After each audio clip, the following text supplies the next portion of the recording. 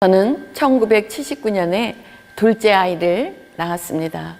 그때 너무나 많은 피를 흘려서 생명이 위독하게 되었습니다. 저는 정신이 혼미한 가운데 의사들이 하는 말을 듣게 되었는데 저 아기 엄마는 한 3일 정도밖에 살지 못할 것이라고 하는 말을 듣게 되었습니다. 저는 죽음의 문턱에 다다랐을 때 내가 예수님을 믿지 않아서 지옥에 갈 수밖에 없구나 하는 것을 깨닫게 되었습니다. 저는 크리스천 학교에 다녔지만 예수님을 믿지 않았습니다. 성경을 배웠고 성경을 알았지만 성경 말씀은 믿지 않았습니다. 제가 죽음에 이르게 되었을 때에 내가 예수님을 믿지 않아서 이제 내가 죽은 후에 지옥에 갈 수밖에 없다는 것이 분명히 깨달아졌습니다. 그래서 나는 그때 간절히 하나님께 기도하기 시작했습니다. 하나님, 저를 불쌍히 여겨주세요. 저를 살려주세요. 저를 구원해주세요. 저를 한 번만 살려주신다면 이제 제가 교회에 열심히 나가겠습니다. 예수 믿고 구원받아 천국에 가고 싶습니다. 이렇게 하나님께 간절히 기도했습니다. 하나님께서는 저의 기도를 들어주셨고 저는 살아서 병원을 나오게 되었습니다. 그리고 몸이 완전히 회복되지는 않았지만은 하나님께 약속을 지켜드리기로 생각했습니다. 그래서 교회에 나가게 되었고 매일 밤 교회에 나가서 하나님 앞에 기도했습니다. 3년 동안 매일 밤을 교회에서 하나님 앞에 부르짖어 기도했습니다. 어느 날 성전에서 기도하고 있을 때 갑자기 저에게 깨달음이 왔습니다. 예수님께서 나를 위해서 이 세상에 오셨고 내 죄를 용서해 주시기 위해서 십자가에서 피 흘려 죽으셨다는 것이 깨달아졌습니다. 이 놀라운 사실을 깨달았을 때 저는 주체할 수 없는 감사의 눈물을 흘리게 되었습니다. 이 세상에 어떤 방법으로도 해결할 수 없던 나의 죄를 위해서 예수님께서 십자가에서 죽으신 것입니다. 이 놀라운 은혜를 체험하게 되었고 저는 42살에 장로의 신학대학교를 들어가게 되었습니다. 그래서 학교를 졸업한 후에 목사가 되었습니다. 여러분은 하나님께 어떻게 기도하고 계십니까? 여러분의 기도가 응답되어지기를 원하십니까? 혹 여러분은 하나님께 기도할 때 자신의 소원을 일방적으로 구하고 있지는 않습니까? 그렇다면 우리는 반드시 먼저 회개의 기도를 드려야 합니다. 이사야 59장 1절 2절에서 말씀하고 있습니다. 여호와의 손이 짧아 구원하지 못하심도 아니요 귀가 둔하여 듣지 못하심도 아니라 오직 너희 죄악이 너희와 너희 하나님 사이를 갈라놓았고 너희 죄가 그의 얼굴을 가리어서 너희에게서 듣지 않으시게 함이라고 말씀하고 있습니다. 시편 66편 18절 말씀입니다. 내가 나의 마음에 죄악을 품으면 주님께서 듣지 아니하시리라. 우리가 회개할 때 우리의 심령은 예수님의 보혈로 깨끗하게 씻김을 받습니다. 그리고 하나님은 우리의 기도에 응답하십니다. 하나님은 우리가 거룩한 삶을 살기를 원하십니다.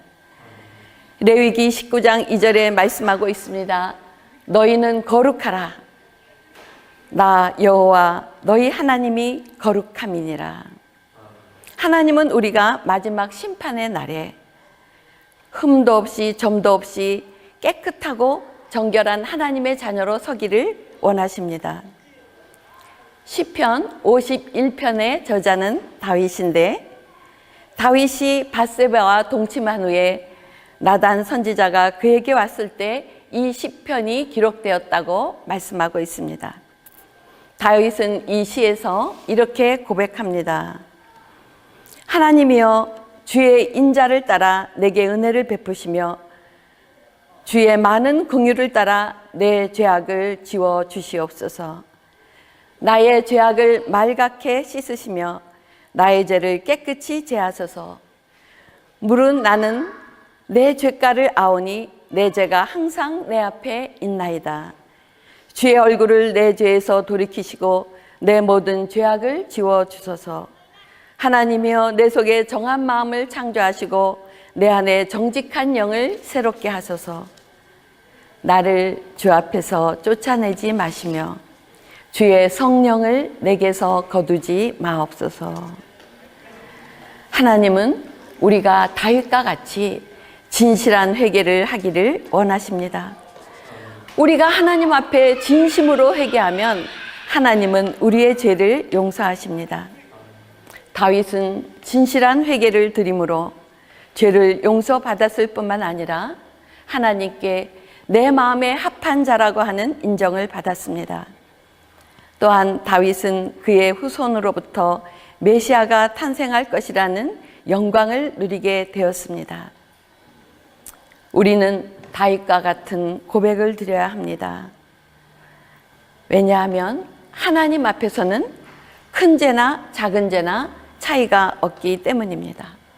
하나님은 모든 죄를 미워하십니다. 우리는 날마다 하나님께 우리의 죄를 고백해야 합니다. 우리는 하나님 앞에 진정한 회개를 드려야 합니다.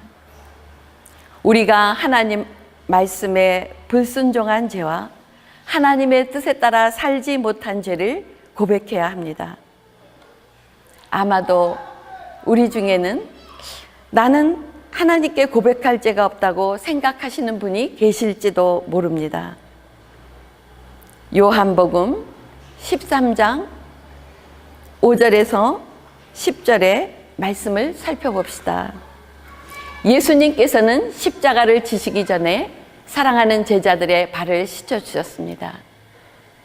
대야에 물을 따르시고 제자들의 발을 씻기고 수건으로 닦기 시작했습니다. 이제 베드로의 차례가 되었습니다. 베드로는 예수님께 간청했습니다. 주여, 주께서 어떻게 제 발을 씻기십니까? 주님께서는 결코 제 발을 씻길 수가 없습니다. 그때 주님은 이렇게 말씀하셨습니다. 내가 너의 발을 씻지 아니하면 너와 상관이 없느니라. 주님, 그러면 제 발뿐 아니라 제 손과 제 머리도 씻어 주십시오. 예수님은 이렇게 대답하셨습니다. 이미 모욕한 자는 발밖에 씻을 필요가 없다. 이미 모욕한 자는 깨끗하니라. 그러나 너희 중에 다는 아니다. 이렇게 말씀하셨습니다.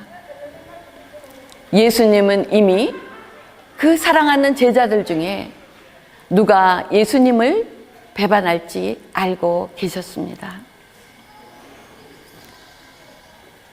가룟 유다는 이때 예수님의 말씀을 들었습니다. 그러나 그는 결코 회개하지 아니하였고 그의 마음을 돌이키지 아니했습니다. 그래서 예수님께 용서받을 기회를 결코 얻지 못했습니다. 영원히 용서받을 기회를 놓치게 된 것입니다. 예수님께서는 우리가 지은 모든 죄를 십자가의 보혈로 용서해 주셨습니다. 그러나 우리는 날마다 하나님의 뜻에 불순종하는 죄를 짓게 되어집니다. 날마다 우리는 하나님의 뜻 가운데 살지 못할 때가 너무나도 많이 있습니다. 성경은 이렇게 말씀합니다. 서로 사랑하라. 내가 너희를 사랑한 것 같이 너희도 서로 사랑하라. 항상 기뻐하라. 쉬지 말고 기도하라. 범사에 감사하라. 이것은 그리스도 안에서 너희를 향하신 하나님의 뜻이니라. 악은 어떠한 모양이라도 버리라. 그러나 우리는 때때로 하나님의 뜻에 따라 살지 못하는 자신을 발견하게 됩니다. 우리는 하나님의 자녀로서 하늘에 계신 우리 아버지께 예수님의 이름으로 기도할 특권을 가지고 있습니다. 요한복음 14장 14절에 예수님은 이렇게 말씀하셨습니다. 내 이름으로 무엇이든지 내게 구하면 내가 행하리라. 우리는 먼저 우리의 발을 씻지 아니하면, 우리의 죄를 회개하지 아니하면 우리의 기도가 응답되어지지 않습니다.